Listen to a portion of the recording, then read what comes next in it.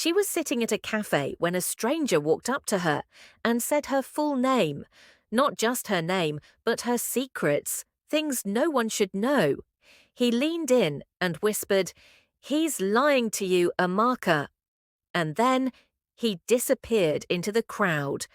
Amaka had what some would call the perfect life, a secure job, a warm apartment in the heart of the city, and a man who adored her, Femi. He was gentle, thoughtful, the kind of man you pray for. They were engaged, 3 months away from saying, "I do," but something deep inside her was never quite still.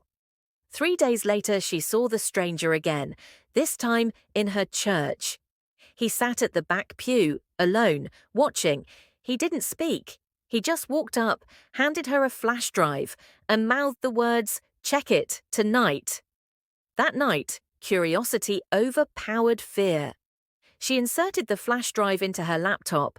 One video, hospital footage. There he was, Femi, holding another woman's hand, kissing her, wiping tears from her face. Then a child ran into the frame, called him Daddy. The video was dated last week. Amaka didn't wait. She stormed into his apartment, tears, shouting, silence. He denied it at first. Then came the truth.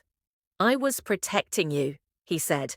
But betrayal doesn't feel like protection. It feels like drowning. The next morning, she tracked down the stranger. He wasn't a stalker. His name was Obina. And the woman in the video? His sister. Femi had promised to marry her too, until she got pregnant. Then he vanished. Obina had been searching for justice ever since. Amaka was torn.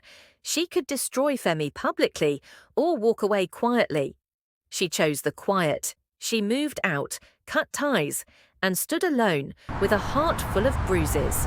But sometimes, silence is not weakness, it's wisdom. A month later, she mailed the flash drive back to Obina. She didn't need revenge, but he knew what to do with it. And when the truth reached the right ears, Femi was left with nothing but silence around him. His lies had caught up.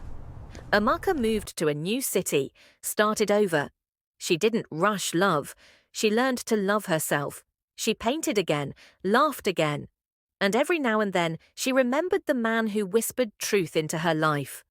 A stranger who became her mirror. Sometimes the people who break us aren't strangers, and sometimes the ones who save us are. Amaka thought she lost everything, but she gained something more: clarity, strength, peace. If someone shows you who they really are, believe them the first time. Love isn't blind, it's brave enough to see. Have you ever trusted the wrong person? Tell us in the comments. Your story might save someone else.